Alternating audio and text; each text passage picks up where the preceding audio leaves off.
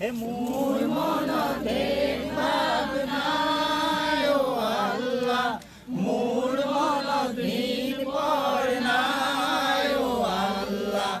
হিন্দু কি মুছলমান একে আল্লাহৰ ফৰমান, মোৰ মনত একে কিৰভাৰ। হিন্দুকে জ্বলাব হায় অ আল্লাহ, মুছলমানক দিব হায় অ আল্লাহ। হায় অ একেখনি জমিনৰ তল, মোৰ মনত ভেদ ভাৱ নাই অ আল্লাহ, মোৰ মনত ভেদ ভাৱ নাই অ আল্লাহ।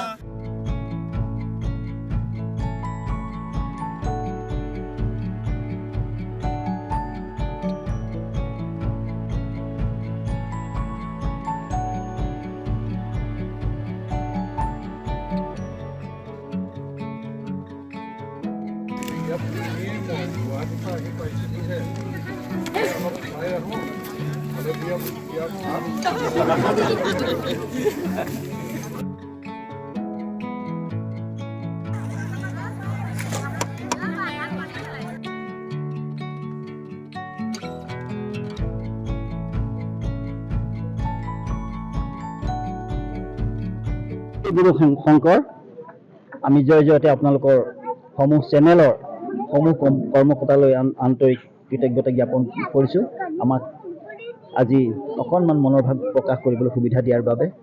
লগতে অসমৰ সমস্ত ধৰ্মপ্ৰাণ ৰাইজলৈ আমি ভক্তিভৰা সেৱা নিবেদন কৰিছোঁ আৰু লগতে সকলোলৈকে অসমীয়াৰ বাপতি সাহোন, ভোগালী বিহু আৰু ইংৰাজী নতুন বছৰ 2026 শুভেচ্ছা জ্ঞাপন কৰিছোঁ।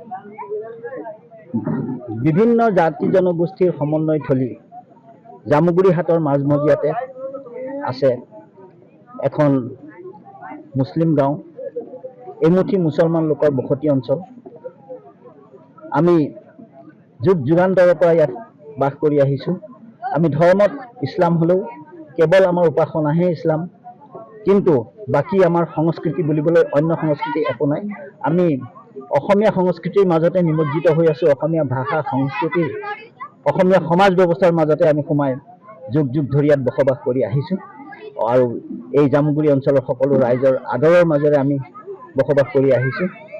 এইবাৰ অহা 6, 7 আৰু 8 ফেব্ৰুৱাৰী তাৰিখে আমাৰ যি বাকুলা গাঁৱৰ লগতে থকা যিখন পথাৰ, নাহৰবাৰী, ধলাবিল আৰু নাহৰবাৰী পথাৰ হিচাপে পৰিগণিত হোৱা সেই পথাৰখনত এইবাৰ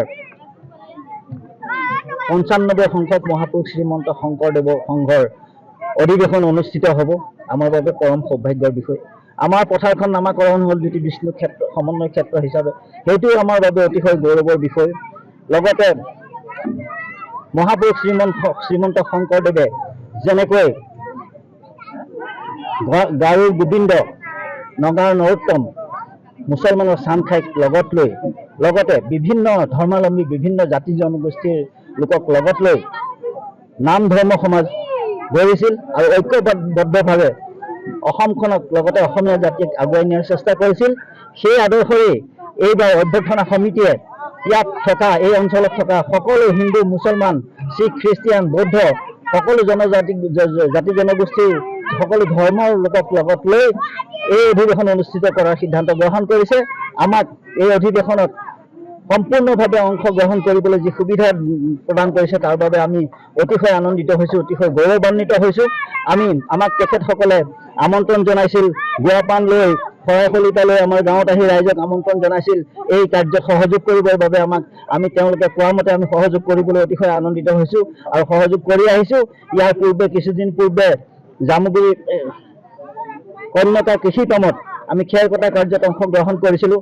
তাৰ পাছত লাইখুটা স্থাপনৰ যিটো দিন আছিল তাত যিখিনি কৰিব লাগে তেতিয়াও কৰিছিলোঁ অংশগ্ৰহণ, আৰু লগতে এতিয়া আমি এটা শিবিৰ বনাই দিবলৈ আমি আজি কামত লাগি আছোঁ। আমি গাঁৱৰ সমূহ পুৰুষ মহিলা আহি ইয়াত কামত ব্যস্ত হৈ পৰিছোঁ।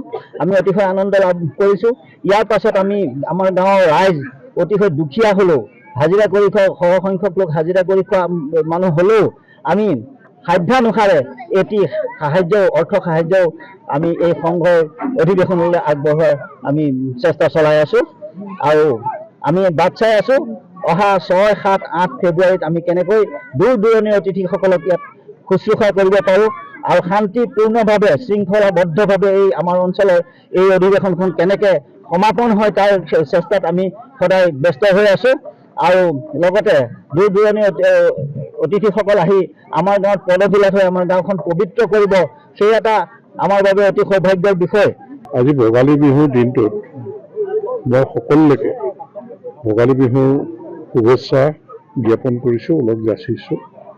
আৰু এই দিনটোত জ্যোতি বিষ্ণু সমন্বয় ক্ষেত্ৰত শ্ৰীমন্ত শংকৰদেৱ সংঘৰ 95 সংখ্যক অধিৱেশনৰ এই সেৱাস্থলীত খিলঞ্জীয়া ইছলাম ধৰ্মৰ মানুহখিনিয়ে যিমান আন্তৰিকতাৰে ইয়াত সহযোগিতা কৰিছে, কাম কৰিছে, এই পবিত্ৰ দিনটোত আমাৰ আচলতে সকলোৰে মন প্ৰাণ মোহিত কৰিছে, আমাক আনন্দিত কৰিছে।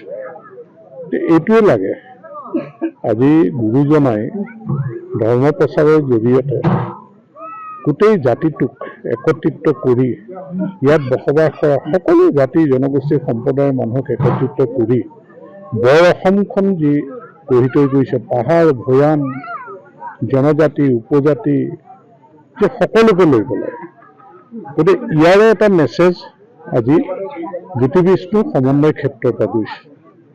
আৰু কেনেকৈ যে খিলঞ্জীয়া ইছলাম ধৰ্মৰ মানুহখিনিৰ সৰু ল'ৰা ছোৱালীলৈকে এতিয়া যে দুপৰীয়া তেওঁলোকে আহাৰ গ্ৰহণ কৰিছে, দুপৰীয়া মানে আবেলি আহাৰ গ্ৰহণ কৰিছে, তেওঁলোকৰ ল'ৰা ছোৱালী নাতি পুতি চব লৈ আহিছে ন। গতিকে তেওঁলোকৰ মনবিলাক কিমান আজিৰ দিনটোত এই পবিত্ৰ মনৰ ল'ৰা ছোৱালীবিলাক কিমান আনন্দিত হৈছে।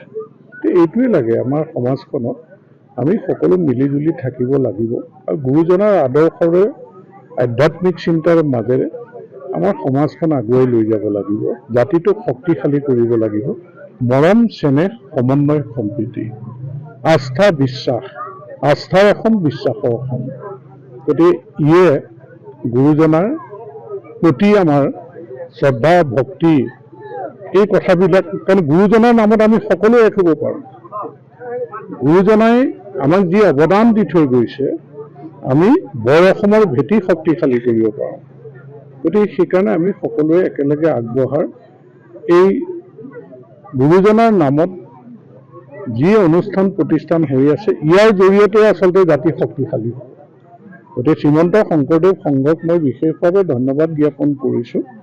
তেওঁলোকে গুৰুজনাৰ প্ৰকৃত আদৰ্শক প্ৰতিষ্ঠিত কৰিবৰ কাৰণে তেওঁলোকে জ্ঞানৰ পোহৰ দিবৰ কাৰণে ইউনিভাৰ্চিটিলৈকে কৰিছে, সঞ্চয়ৰ কাৰণে বেংকো কৰিছে, কৰ্ম সংস্কৃতিৰ যাত্ৰাৰ কথা চিন্তা কৰিছে।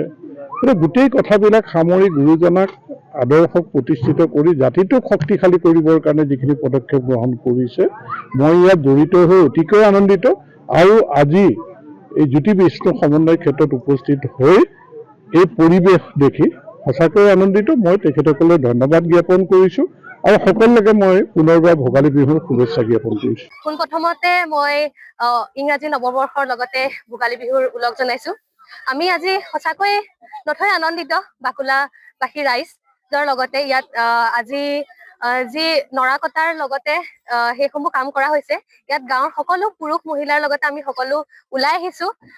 যি ফেব্ৰুৱাৰীত হ'ব লগা 6, 7, 8, 95 সংখ্যক যি বাৰ্ষিক অধিৱেশন শংকৰ সংঘৰ, আমি সঁচাকৈ বাট চাই আছোঁ সেই দিন তিনিটালৈ, যাতে অসমৰ প্ৰান্তৰ পৰা বহু সংখ্যক লোক আহিব।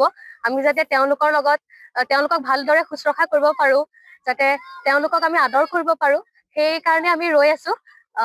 ইয়াকে আমাৰ এই অনুষ্ঠানটোত আমাৰ সংখ্যালঘুৰ বাকুলা মুছলমান গাঁৱৰ সংখ্যালঘু মুছলিমসকলে যিখিনি সহায় কৰিছে সঁচাকৈ স্মৰণ কৰিবলগীয়া।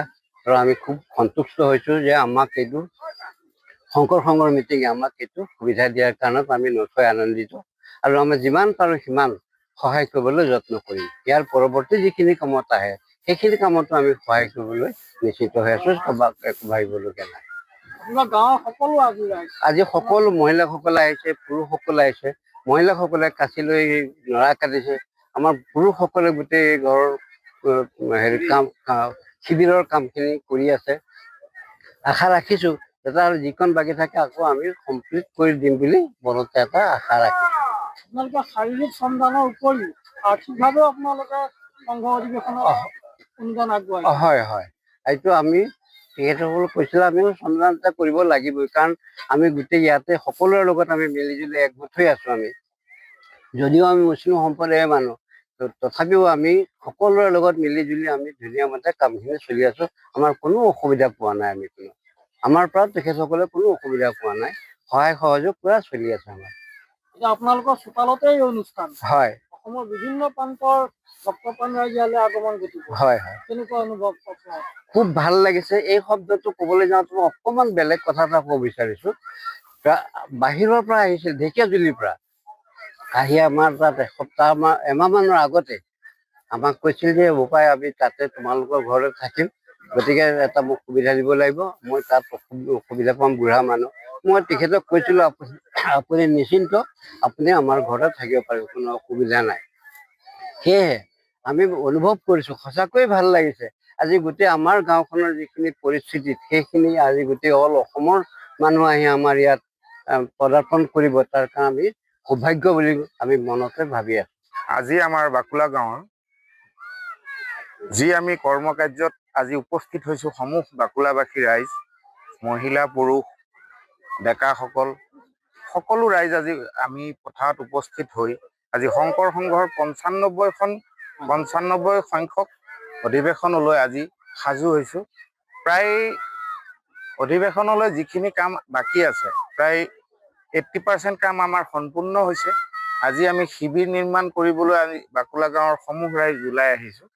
গতিকে এই কৰ্মকাৰ্যত আমি লিপ্ত হৈ আমি ইমানেই মনৰ পৰা আনন্দিত হৈছোঁ, যাতে এইখন আজি 6, 7, 8 এই 3 দিনীয়া কাৰ্যসূচী বুলি নহয়, যে আমাৰ বুকুত বান্ধি ল'ব লাগিব আমি সমগ্ৰ অসমতে য'তে হওক, অহা বছৰ হওক, আগন্তুক জীৱনত যাতে এনেকুৱা কৰ্মকাৰ্যত আমি লিপ্ত হৈ থাকিব পাৰোঁ, তাৰে কামনা কৰিলোঁ। আৰু আজি শংকৰে আমাক দি যোৱা যিখিনি সাজপাৰ, সংস্কৃতি, নৃত্য নাটিকা, সকলোতে আমি মানে উপলব্ধি কৰোঁ, যে আনন্দিত কৰোঁ যে এইখিনি আমাৰ শংকৰ গুৰুজনাই দি যোৱাৰ বাবে আমি আশীষ ধন্যবাদ লওঁ। আৰু বিশেষকৈ আমি খিলঞ্জীয়া মুছলিম হৈ আমি যিখিনি আপোনালোকৰ ফালৰ পৰা যিখিনি আজি মানে অভিজ্ঞপ্ৰাপ্ত যিসকলৰ পৰা আমি শিকিবলৈ পাইছোঁ, এয়া আমি হয়তো কিতাপে কানিও ক'তো আমি খুচাৰিলে নাপাম। গতিকে আমি আৰু বহু শিকিব লগা আছে। আপোনালোকৰ জৰিয়তে আৰু আপোনালোকৰ যি এই সংস্কৃতিমূলক ব্যৱস্থাৰে আমাৰ সমাজখনকো খুব সচেতন কৰিছে। এই শংকৰ সংঘৰ অধিৱেশন বুলি আজি আমি জনা নাছিলোঁ, আমাৰ মহিলাসকলেও জনা নাছিলে, যে এতিয়া গম পাইছে যে শংকৰ সংঘৰ অধিৱেশনৰ লগত আমাৰ কি জড়িত। আগন্তুক বক্তাই কথা কৈয়ে গৈছে যে এই চান খাই, গতিকে আমাৰ লগত যাতে চিৰজীৱন যুগমীয়া হৈ ৰয়। আজি হিন্দু মুছলিম কোনো সম্প্ৰদায়ৰ মাজত যাতে কথা নাহে, গতিকে আমি আজি খুব উৎসাহিত যে বাকুলাবাসী ৰাইজ আমি সমূহ ওলাই আহি আমি কৰ্মকাৰ্যত লিপ্ত হৈছোঁ।